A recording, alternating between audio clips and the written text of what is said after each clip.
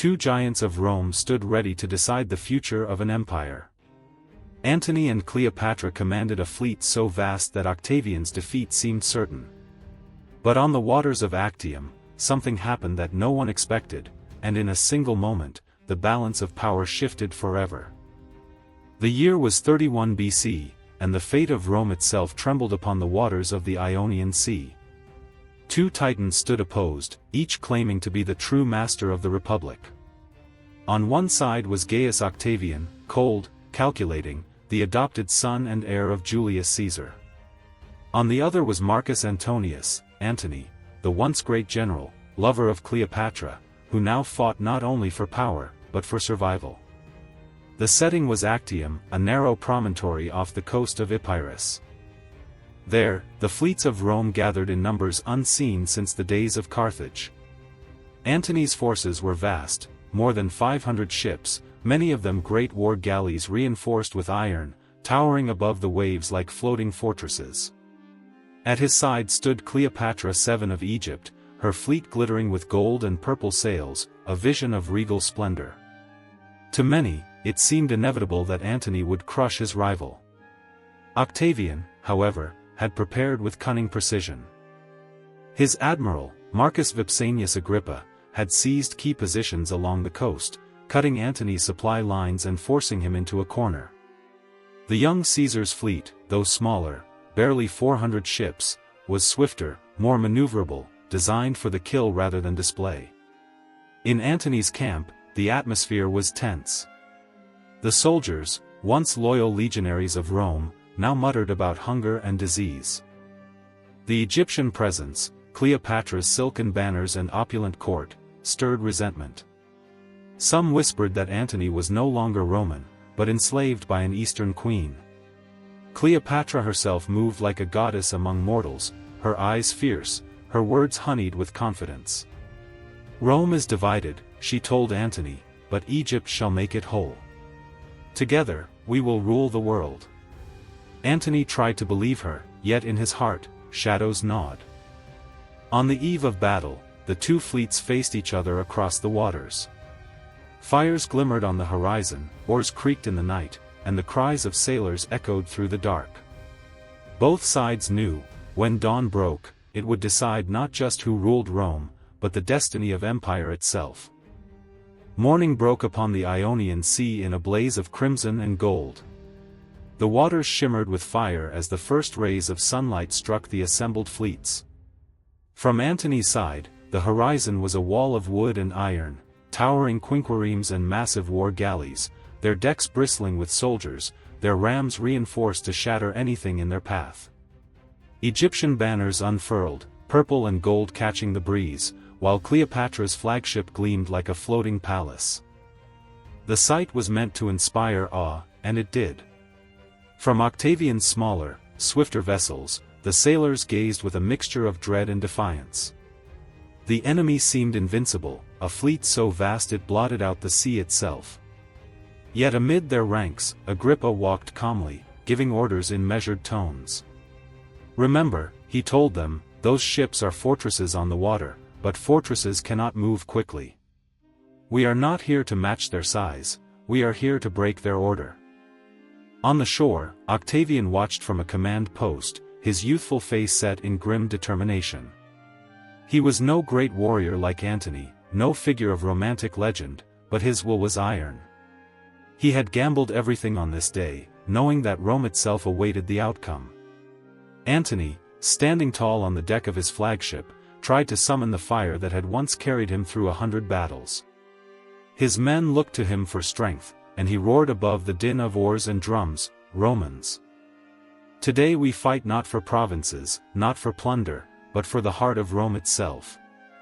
Let Octavian see the strength of Antony's legions upon the sea." The men cheered, their voices carrying across the waters. The two fleets began to close, the distance shrinking with each stroke of the oars. The sea groaned beneath the weight of ships, the sky trembling with the sound of drums. High on her gilded galley, Cleopatra watched with narrowed eyes. Her heart pounded, though her face betrayed no fear.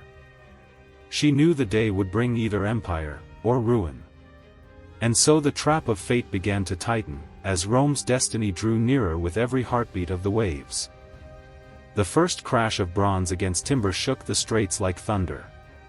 Antony's massive quinquiremes surged forward, their reinforced rams tearing into Octavian's lighter ships. The impact splintered hulls and sent men tumbling into the churning sea. Persian archers, brought as allies of Egypt, rained arrows from the towering decks, cutting down sailors before they could raise their shields. At first, it seemed Antony's power was overwhelming. His colossal warships loomed above the sea like floating fortresses, their height giving his soldiers dominance over the slimmer vessels of Octavian. Grappling hooks bit into Roman ships, and Antony's marines swarmed aboard, swords flashing in the morning sun. The air filled with the clang of steel, the screams of the wounded, and the desperate shouts of oarsmen straining to maneuver their vessels free. On the shore, Octavian's heart tightened as he watched. For a moment, the battle tilted toward disaster. His ships were outmatched in size, their prows crumpling against Antony's armored giants. But Agrippa's voice cut through the chaos, calm as the sea before a storm. "Do not meet them head-on," he bellowed. "Turn. Circle them. Strike where they are weakest." And so the Roman fleet adapted. Swift Liburnians darted between Antony's lumbering galleys, snapping oars, setting fire to sails with pots of flaming pitch. One by one, they began to harry Antony's giants, not destroying them outright but bleeding them, crippling their ability to maneuver. On his flagship, Antony watched the melee with burning eyes. Sweat dripped down his brow as he clenched his sword. "Press them harder," he roared. "Crush them before they can regroup." His men obeyed with fierce loyalty, and for a time, it seemed victory might be within his grasp. Cleopatra stood at the stern of her golden ship, her eyes fixed on Antony. Her face was a mask of calm, but beneath it churned a storm. She knew the outcome of this day would decide not only her throne, but her life. The sea boiled with war. Ships locked and broke apart, men drowned in armor, flames spread across wooden decks. The Battle of Actium had begun in earnest, and the gods themselves seemed to lean down, watching to see which way fate would turn. At first, Antony's fleet pressed with terrifying force. His giant quinquiremes slammed into Octavian's ships, shattering hulls and sending waves of blood across the sea. Roman sailors fought desperately, their cries nearly drowned out by the clash of iron and the roar of oars. But then the Straits of Actium revealed their cruel truth. Antony's vast ships, so mighty in open waters, began to choke one another in the narrow channel. Oars tangled, hulls scraped, and the great beasts of war lost their grace. Orders from Antony's captains clashed in the din. "Forward!" cried one. "Back oars!" shouted another. Confusion spread, and the precision of his opening assault faltered. Agrippa saw it instantly. From the deck of his flagship, he raised his arm and signaled the attack. Swift Liburnians surged like hunting wolves, darting into gaps between Antony's lumbering giants. They struck at oars to cripple movement, hurled jars of flaming pitch onto decks, and rammed vulnerable sterns where armor was weakest. The sea turned into a labyrinth of fire and wreckage. One Egyptian galley, too slow to turn, burst into flames, its golden sails igniting like a torch. Men leapt screaming into the waves, their armor dragging them to the depths. Elsewhere, two of Antony's own ships collided, their prows locked like jaws, unable to separate as Roman rams tore into their flanks. Antony watched from his command vessel, fury boiling in his chest. "Keep the line. Hold the line," he shouted, but his voice was lost in the uproar. His men were brave, his ships formidable, yet the battlefield itself betrayed him. On the horizon, Cleopatra's glittering fleet hovered apart, her sails bright as the sun. She did not yet move, her eyes cold as she studied the chaos-consuming Antony's forces. Some of Antony's captains glanced nervously toward her, wondering if Egypt's queen would commit her strength, or abandon them to fate. The tide was shifting. What began as Antony's triumph was dissolving into confusion, and in the heart of that storm, Octavian's smaller, sharper fleet was tightening its grip. The battle raged with fury, smoke and fire darkening the sky. Antony's mighty fleet, once a wall of iron, now groaned under the pressure of Octavian's swift assaults. Ships collided, splintered, and burned, their decks awash with blood. Then, in a moment that would echo through history, Cleopatra acted. Her flagship, adorned with gilded prows and purple sails, suddenly turned from the chaos. At first, it seemed a maneuver, a feint to strike elsewhere. But then her entire Egyptian squadron followed, their oars flashing in perfect rhythm as they slipped through a gap in the fighting and sped southward, away from Actium. Gasps rippled through Antony's men. They had expected Egypt's queen to commit her strength to the decisive hour, not abandon it. On the deck of his flagship, Antony froze as he saw her golden sails retreating toward the horizon. For a heartbeat, disbelief held him. Then his face went pale, his heart plunging into despair. "Cleopatra," he whispered, as though calling to a ghost already lost. The sight was catastrophic for morale. Roman sailors shouted in confusion, Egyptian allies broke ranks, and panic spread like fire through Antony's line. Agrippa seized the moment, driving Octavian's ships harder, striking at the disordered foe with ruthless precision. But Antony's eyes no longer saw the battle. They saw only the departing sails of Cleopatra, his lover, his queen, his anchor. Against every instinct of a soldier, against the cries of his officers begging him to hold fast, Antony made his choice. He abandoned the fight. Seizing a swift galley, he turned from the melee and pursued Cleopatra's retreating fleet. His captains watched in shock as their commander, the man who had once been Rome's fiercest general, fled the field to follow the Queen of Egypt. The battle still roared, but for Antony's men, the heart had gone out of it. Leaderless, their courage faltered. Octavian's fleet pressed in, merciless and unbroken. And thus, in a single moment of passion and despair, Antony surrendered the fate of Rome. The sea at Actium groaned beneath the ruin. With Antony gone in pursuit of Cleopatra, the command of his fleet shattered. Captains shouted conflicting orders, some urging their men to fight on, others seeking any path of escape. Confusion turned to despair as Octavian's squadrons pressed the attack with merciless discipline. Roman triremes darted among the lumbering hulks of Antony's quinquiremes, their bronze rams striking again and again. Great war galleys, deprived of leadership, became floating coffins. One after another, they burst into flames or capsized, their crews leaping into the waves only to be cut down by enemy spears or dragged under by their own armor. Agrippa, relentless at the center, drove his men with calm ferocity. "Strike them down," he cried. "Show no quarter, Rome must have but one master." His ships circled Antony's abandoned giants, breaking oars, tearing through sterns, reducing fortresses of oak and iron into wreckage adrift upon the waves. On the shore, Octavian watched in silence. He did not gloat, nor smile, but his eyes gleamed with the cold satisfaction of inevitability. His rival had undone himself.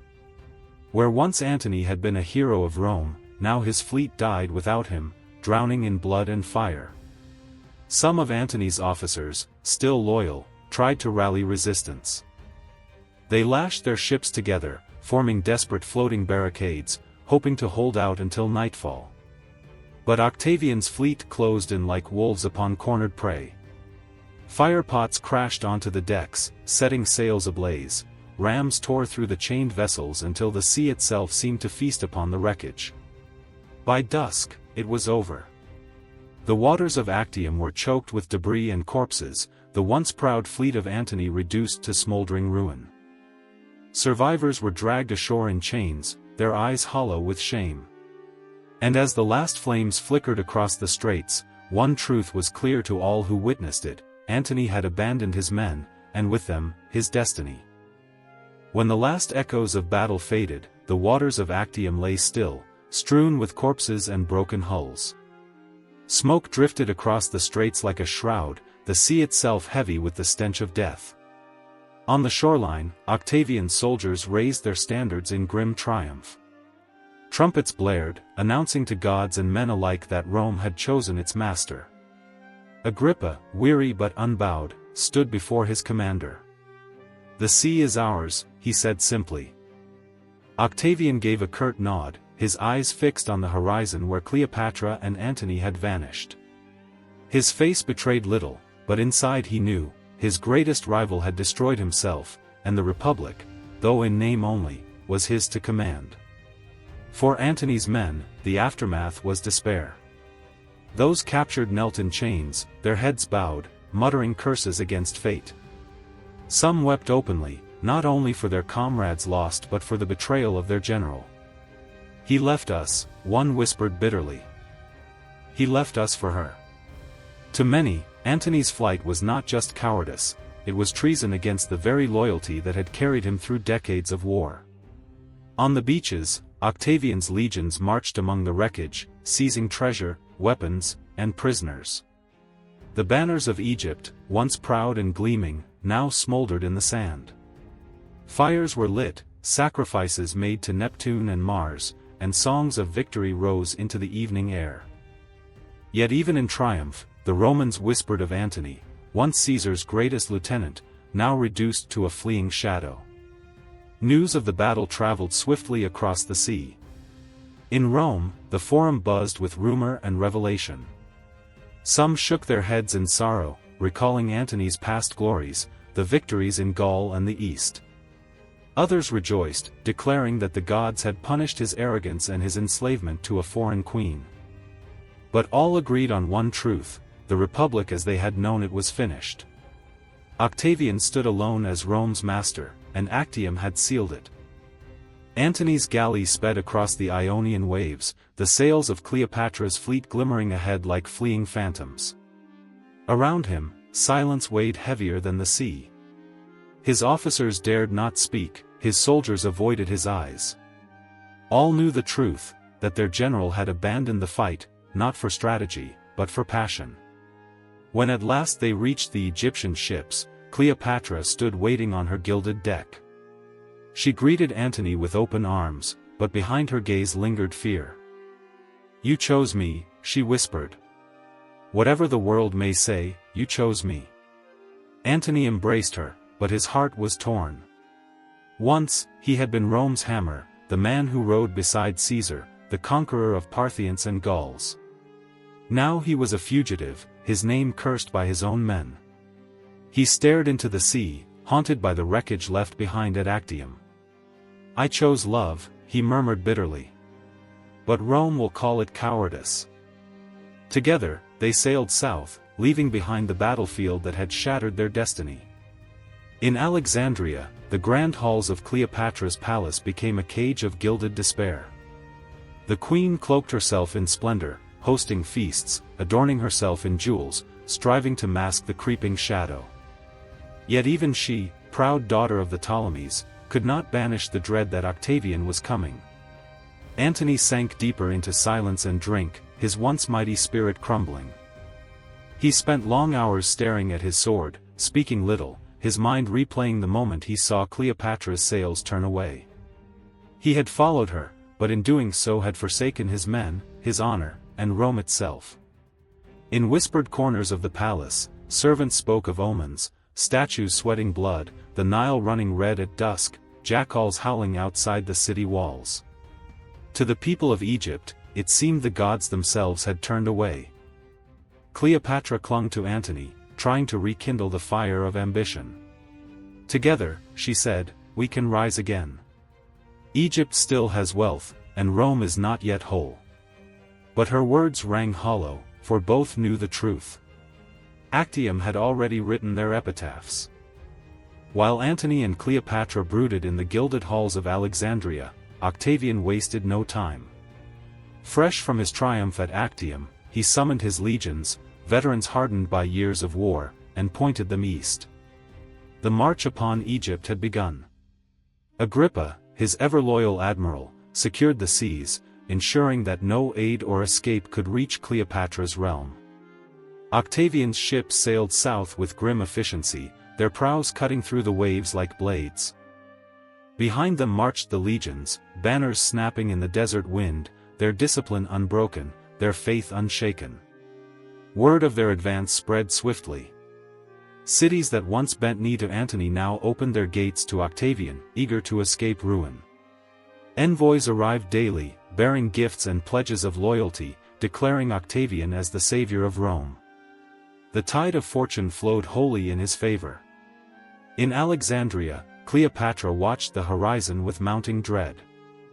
She donned her jewels and silks, hosting feasts as though nothing had changed, yet her eyes betrayed sleepless nights. Perhaps, she whispered to her handmaidens, Octavian can be swayed. He is young, ambitious, he may yet see reason. But deep down she feared what all Egypt feared, that the young Caesar came not as a suitor, but as executioner. Antony, meanwhile, wandered the palace like a shadow. The roar of Actium still echoed in his ears, the image of burning ships haunting his dreams. His soldiers had deserted him, his allies melted away. I was Rome's greatest son, he muttered, staring into his wine. Now I am nothing but its traitor. Octavian's approach was relentless. His legions crossed into Egypt with scarcely a battle, their reputation alone enough to scatter resistance. Before them lay Alexandria, the jewel of the Nile, Cleopatra's last sanctuary, and the stage upon which the final act of Antony and Cleopatra's tragedy would unfold. The march of fate could not be stopped. The walls of Alexandria trembled as Octavian's legions encircled the city. The people watched in silence, torn between dread and resignation. Inside the palace, Cleopatra clung to hope while Antony wrestled with despair. News soon arrived, Octavian's forces had breached the defenses. Antony's few remaining soldiers fought bravely, but resistance crumbled quickly before the disciplined Roman tide. In the chaos, a false report reached Antony's ears, that Cleopatra had already taken her own life to avoid capture. Stricken with grief, he drew his sword. "Rome will not see me beg," he declared to his companions. With trembling hands, he thrust the blade into his body. But death came slowly, and his servants carried him, bleeding and broken, to Cleopatra's chamber. There, she awaited, alive. When their eyes met, agony and love intertwined. "I could not live without you," Antony whispered, his breath failing. Cleopatra embraced him, her tears falling upon his face. "Nor I without you," she answered, though she still lived. In her arms, Rome's once great general breathed his last, leaving behind the wreckage of his glory and the shadow of his love. Days later, Octavian entered the palace. He found Cleopatra dressed as a queen, seated on a golden throne, her gaze unyielding even in defeat. She spoke with him, trying to charm, to negotiate, to secure her children's future. But Octavian remained cold, determined to parade her as a captive in his triumph. Cleopatra would not suffer such humiliation. In her final act of defiance, she summoned her attendants and prepared for death. Legend says she took the asp, the sacred serpent of Egypt, and pressed it to her breast. Its venom burned swift and merciless. Reclining in regal splendor, she died as a queen, denying Octavian his prize. When Octavian was told, he merely nodded. The age of Antony and Cleopatra was over. With their deaths, the last embers of the Republic's chaos were extinguished. Rome had but one master now. Octavian returned to the city in triumph, hailed as Augustus, the first emperor. The Roman Empire was born, not upon the Senate floor, nor in the Forum, but upon the waters of Actium and the ashes of Alexandria. And so ended the tragedy of Antony and Cleopatra, lovers undone by passion, ambition, and fate. Their fall gave rise to an empire that would rule the world for centuries.